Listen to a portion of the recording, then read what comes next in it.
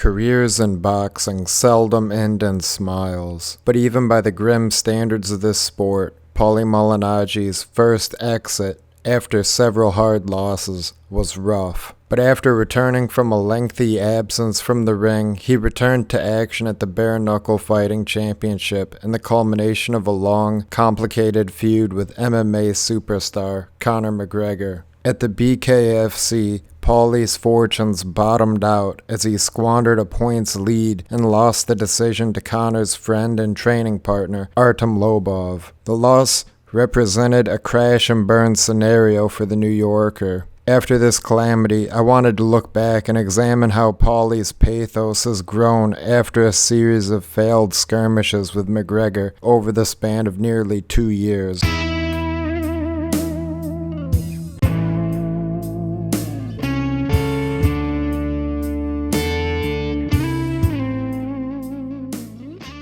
The narrative surrounding Paulie Malignaggi and Conor McGregor, and now the proxy war between Paulie and Conor's mascot, Artem Lobov, was hard to look away from, even though I did try to avert my gaze. But from the genesis of the feud until its culmination on June 22nd, it has been fascinating, however strange it has been. I've been a hardcore boxing fan for almost 20 years now, and during that time, it's slowly sunk in that in boxing, bizarre spectacles are routine. But this one, it had a weird flavor to it.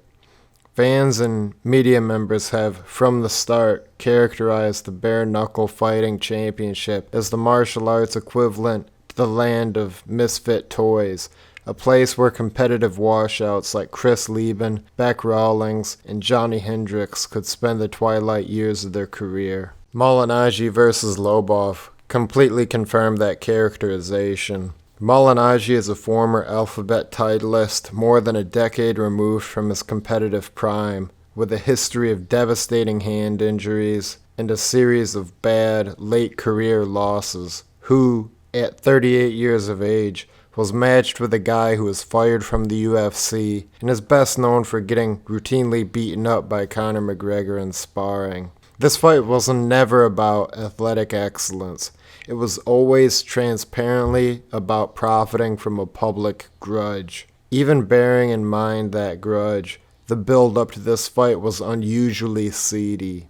Boxing has always had its disturbing elements. For example, for decades, men were openly excluded from title contention on the basis of their skin color.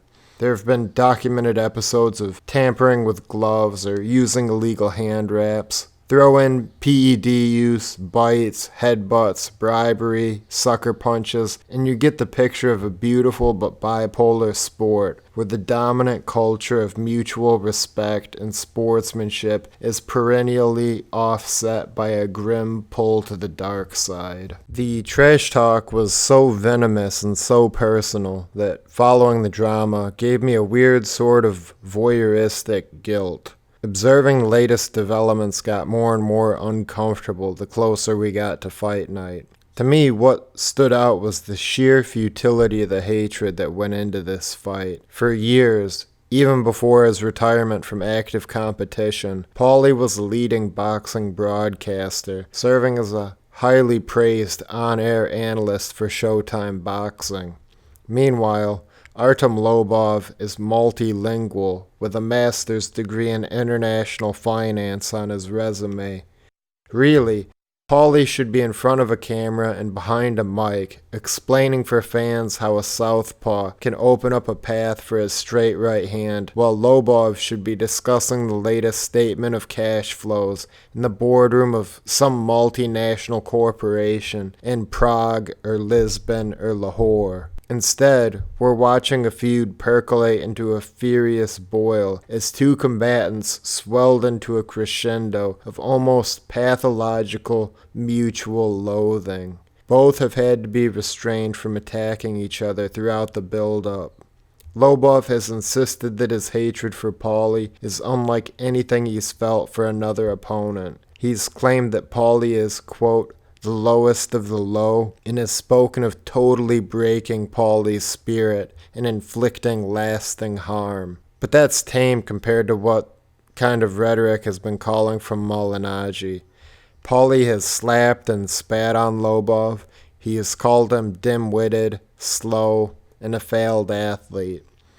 He's even declared that he would have spat on Artem's mother if he could have, and that he wishes that he could have.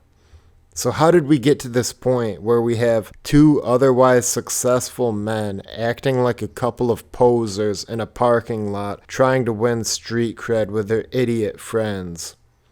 As crazy as it sounds, this entire conflict went back to a single sparring session in Las Vegas in the weeks leading up to the Mayweather vs. McGregor clash. That sparring session occurred between Malignaggi and McGregor during the summer of 2017, when Mayweather vs. McGregor mania was waxing to its crescendo. Malignaggi, like Max Kellerman and other boxing heads, had loudly derided Conor's chances against a virtuoso like Mayweather. Max and Paulie and others had expressed the belief that Conor wouldn't land a glove on Floyd, especially after footage leaked of McGregor sparring Chris Van Eerden. In that footage, Chris made Conor look not so hot. To shift the narrative, Conor invited Malignaggi to Las Vegas to spar. That's the last agreed upon fact. After this point, the stories start to diverge wildly. Did Paulie go to Las Vegas out of a sincere desire to help? Was he double-crossed? Did he get dropped, beaten, and concussed? Did he put on a boxing clinic? Did he pick Conor apart down the stretch? Was he overweight, out of shape, and jet-lagged? I don't know, because all of that depends on which party you ask, and even then, the accounts of what happened don't remain consistent, because the participants and their collective entourages have clearly changed their stories several times since. What was undeniable was that Conor dropped Malignaggi.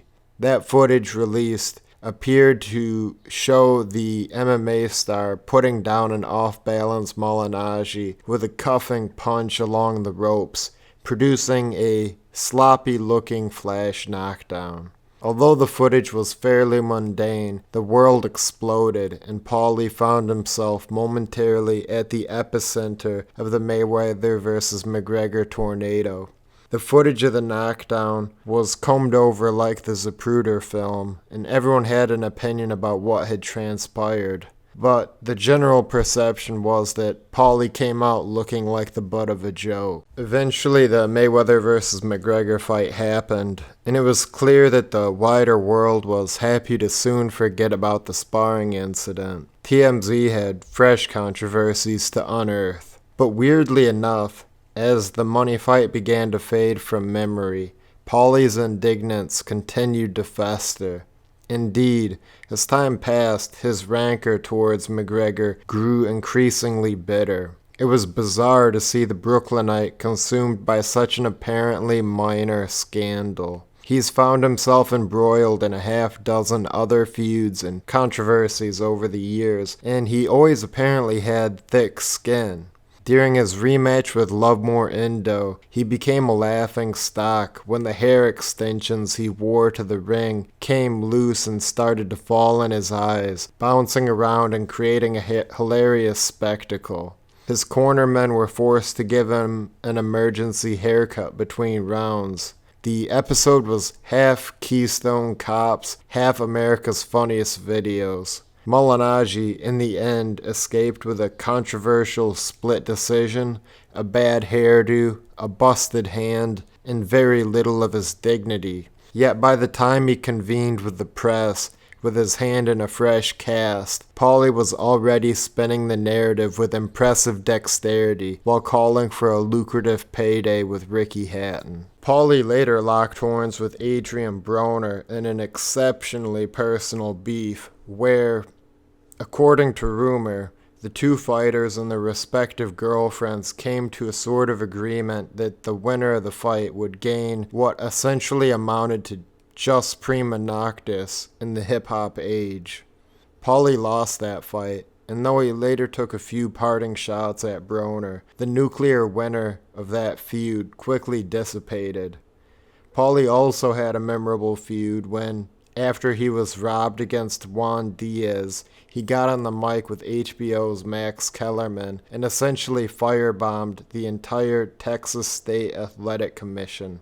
He actually came out ahead in that battle. As a guy who's always dared fans to mock him for wearing ridiculous ring attire with sequins and tassels and whatever this skirt-looking thing is, he's always been great at ignoring or sublimating that mockery. So why is Paulie still so consumed by vitriol towards McGregor and Lobov? I suspect it's because he feels like a potential multi-million-dollar super fight slipped between his fingers. More importantly, he lost out on a super fight he would have been favored to win.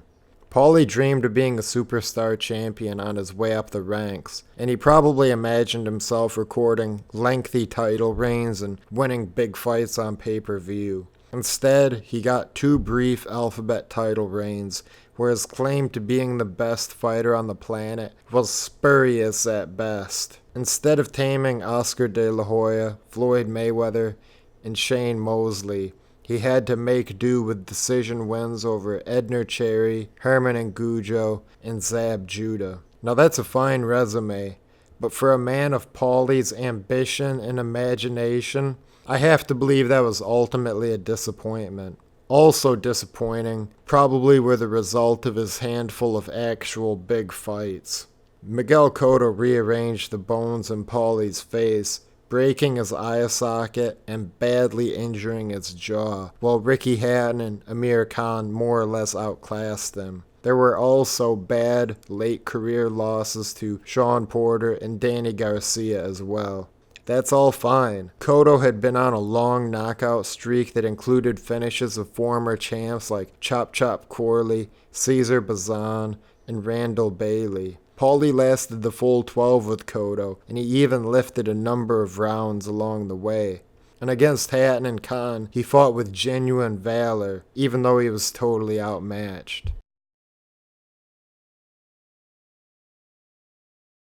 I think when we look at Paulie, we see a guy who, despite his thick skin, also had an intense need to protect his sense of self-worth concerning his fighting career. I think the disappointment of that career has always burned in a way that he wouldn't have wanted to admit, even with his cushy job at Showtime. With the brief frenzy of publicity of his altercation with Conor, I think Paulie believed that he could leverage that hype into a score-settling payday with the Irishman. That attempt generated all the enthusiasm of a stale fart in an elevator. Who wanted to see Conor cross swords with a washed-up boxer when the notorious one had matchups against Khabib and Tony and Tyron Woodley waiting for him in the UFC? So Paulie's grudge was left to smolder. When Khabib Nurmagomedov slapped Artem Lobov in April 2018, it escalated a lingering proxy war into a record-setting pay-per-view fight with McGregor. I think seeing that resuscitated Paulie's hopes. I think he thought that slapping and spitting on Conor's friend would draw Conor into the mix. But alas, again with that elevator fart analogy. While he imagined himself fighting Conor for 7 or 8 figures in a Showtime UFC co-promotion, he is now fighting Conor's failed sparring partner for peanuts in a dubious new promotion sponsored by Hooters. So this hasn't been about Lobov and his supposed lack of respect. It hasn't been about John Kavanaugh or Dana White.